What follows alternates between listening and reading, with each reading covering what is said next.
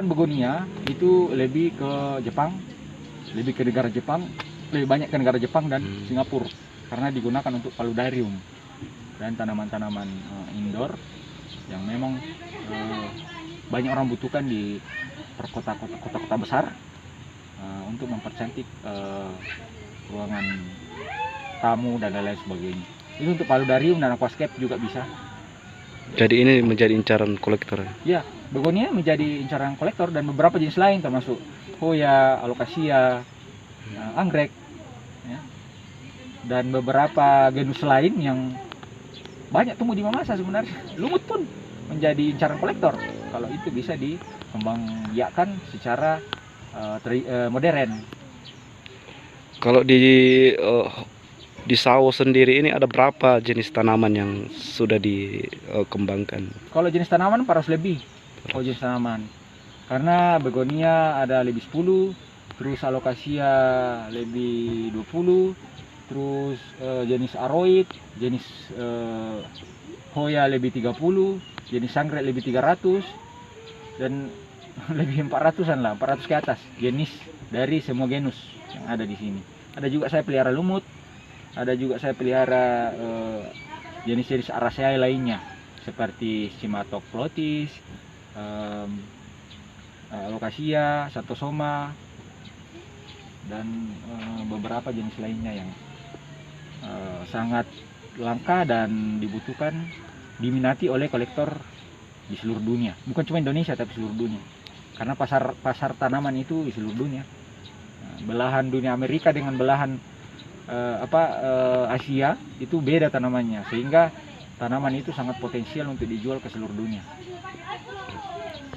Tanaman baru yang ditemukan di daerah Mamasa ini.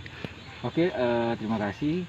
Ini salah satu jenis tanaman terbaru yang ditemukan oleh peneliti dari LIPI, Pak Wisnu Ardi bersama teman-teman tahun 2019 yang lalu dan diregistrasi tahun 2021.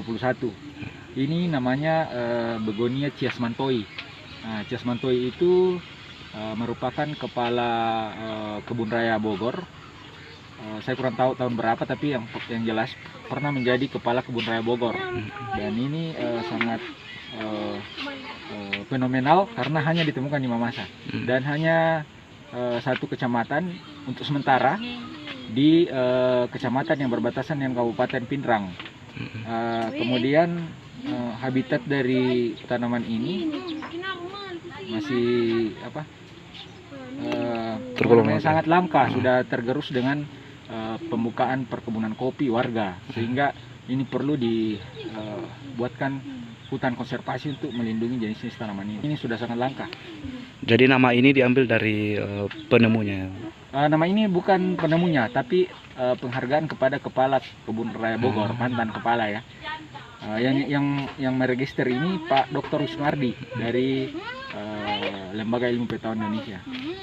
Atas ketinggian berapa dia bisa tumbuh? Kalau ketinggiannya bisa ketinggian, maksudnya apa? Ketinggian ditemukannya habitatnya dia pada ketinggian 300 sampai 500 ASL. Nah, kemudian ketinggian tanaman hanya sekitar seperti ini. Dia paling tinggi itu 20 cm. Jadi dia merupakan begonia miniatur dan mempunyai warna bunga yang kuning, yang merupakan jenis begonia yang sangat langka karena jarang begonia yang mempunyai bunga warna kuning. Ini berwarna kuning Tapi kebetulan ini tidak berwarna kuning karena tidak berbunga, jadi ini baru keluar. Buahnya sudah ada. Ini bisa saya semai untuk memperoleh tanaman baru. Jadi ini ditemukan di Mamasa ya? Ini ditemukan di Kabupaten Mamasa, berbatasan dengan Kabupaten Pindrang, Sulawesi Selatan. Untuk pemasarannya sendiri bagaimana? Jenis begonia ini sebenarnya menjadi incaran karena setiap jenis tanaman baru pasti diburu oleh kolektor, sehingga ini perlu dilindungi. Pertama, dia terbatas di alam. Yang kedua, agak susah untuk mengembangkannya karena dia kecil-kecil. Jadi ini saya yakin akan menjadi buruan kolektor di seluruh dunia. Jadi kita perlu sebenarnya seandainya pemerintah bisa turun ke bawah untuk melindungi habitat dari jenis ini, karena hanya satu titik. Saya temukan satu titik, di tempat lain itu tidak ada, hanya satu kecamatan. Jadi kalau habitatnya hilang, maka hilang pula ini. Kalau tidak dikembangkan, dikembangbiakkan di luar habitat, maka ini akan punah. Jadi tidak akan bisa kita lihat lagi di alam. Jadi kita harus kembangbiakkan di luar habitat. Nah, makanya saya perbanyak supaya bisa tanamannya bisa lebih banyak, dan bisa juga disilang kalau ke depan. Tapi untuk sementara kita akan perbanyak dari tanaman itu sendiri, belum disilang.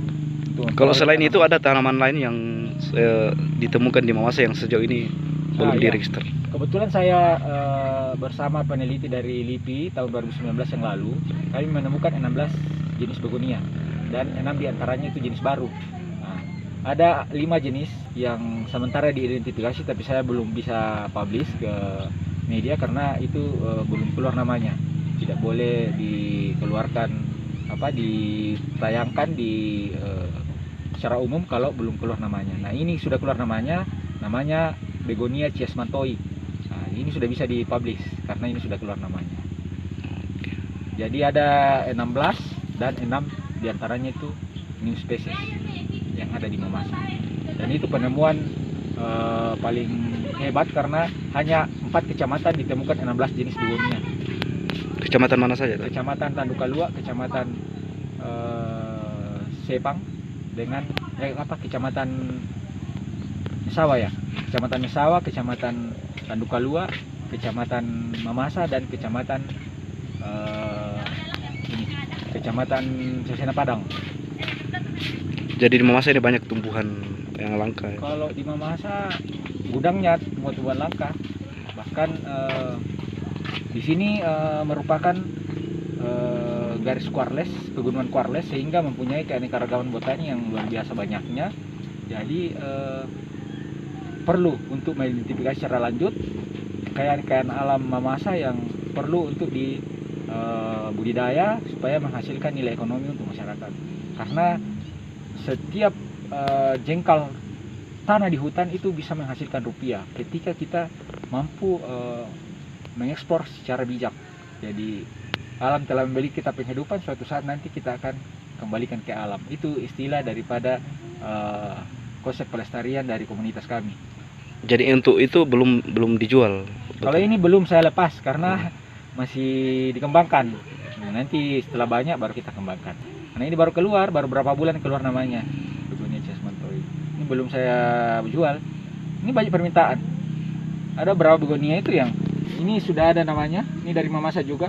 Ini namanya Begonia sanguilopilosa. Ini ditemukan di ketinggian 1500 ASL di Kecamatan Kawalian.